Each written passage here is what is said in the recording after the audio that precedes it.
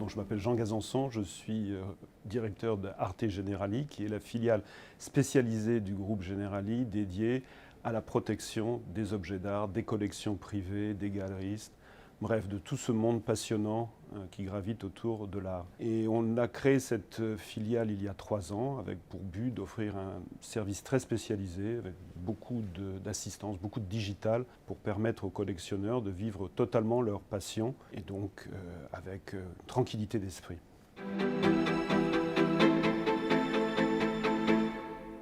Alors comme toute année de rebond, il ne faut pas oublier que 2020 avait été une année extrêmement difficile pour le marché de l'art, beaucoup de fermetures de galeries, les musées fermés et un volume de transactions en baisse. Néanmoins, des cours qui s'étaient maintenus, en particulier pour les principaux artistes. Donc 2021, il y a naturellement un effet de rattrapage. Et puis il y a des dynamiques profondes. Les ventes en ligne ont quasiment doublé dans une année, représentent maintenant 20% des volumes. Donc ça soutient naturellement les prix.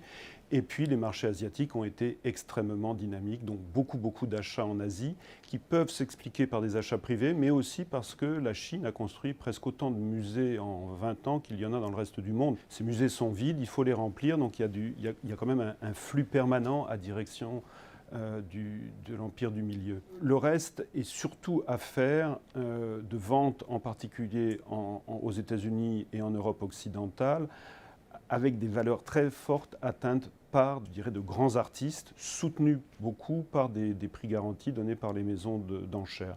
Et puis un marché moyen qui s'est aussi maintenu.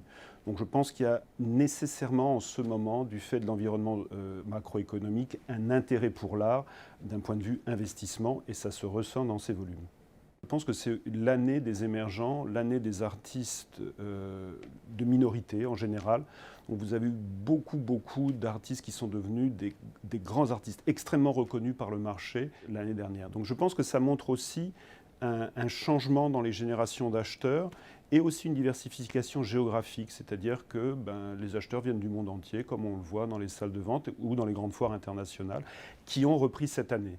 Donc c'est aussi un bon signe de la dynamique du marché en 2021.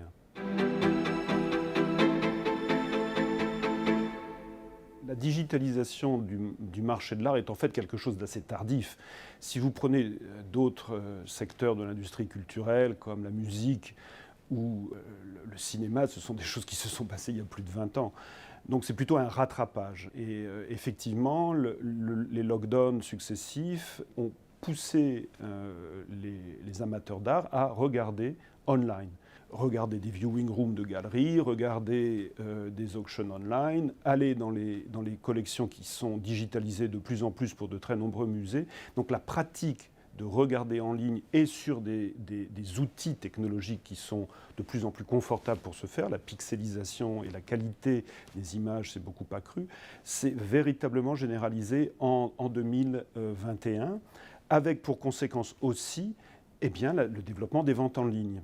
Finalement, la dimension ultime, c'est l'art digital et c'est ce que l'on a vu avec le NFT. Alors le NFT, c'est un avatar de la blockchain, pour faire simple. C'est en fait un contrat digital qui vous permet de transactionner sur, en général, des Ethereum, un objet. Alors cet objet digital est une petite application qui peut représenter une réalité esthétique ou qui peut être simplement un contrat qui rattache le contrat digital à un objet physique. Cette partie-là ne représente que 7% des transactions de NFT. L'essentiel des transactions de NFT sont purement sur des objets digitaux que certains qualifient d'artistiques.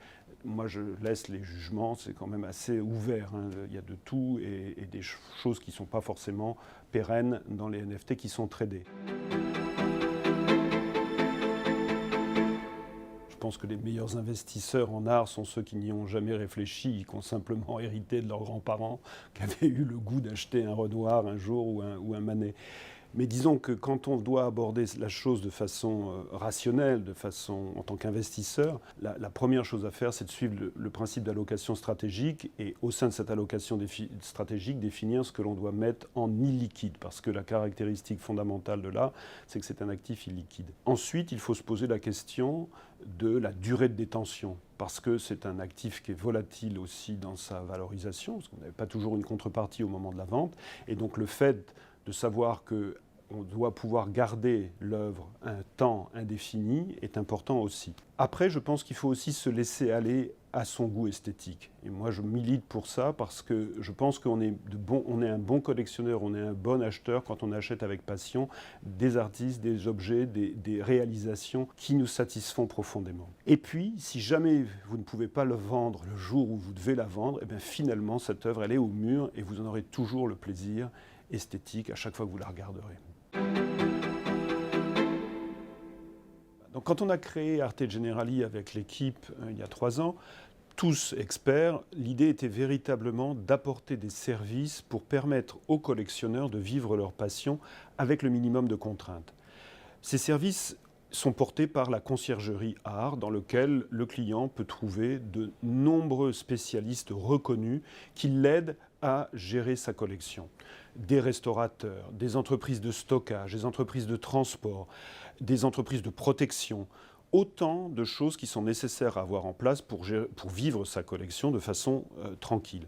Je dirais que ce n'est pas seulement le stockage et la protection qui comptent, il faut aussi mettre l'œuvre à disposition de galeries, de musées, prêter, la faire voir, parce que collectionner, ce n'est pas seulement un acte égotiste, c'est aussi un acte généreux, et ça permet de valoriser son patrimoine en simplement le mettant à disposition du public. Et puis, il faut bien entendu, quand on a une logique d'investisseur, qui est celle que nous représentons aujourd'hui, transactionner au bon moment, vendre au bon moment. Et donc, il faut suivre les cours, en particulier des artistes contemporains qui ont une variabilité plus forte que celle des Old Masters. Et donc pour ça, il faut avoir des outils. Et nous avons à votre disposition notre outil AI qui suit en permanence 40 000 artistes dans le monde et qui permet d'avoir une très bonne idée du trend de ces valeurs. Donc, il n'y a pas de secret, il faut s'investir, mais avec Arte Generali, vous trouverez toujours les spécialistes pour vous aider.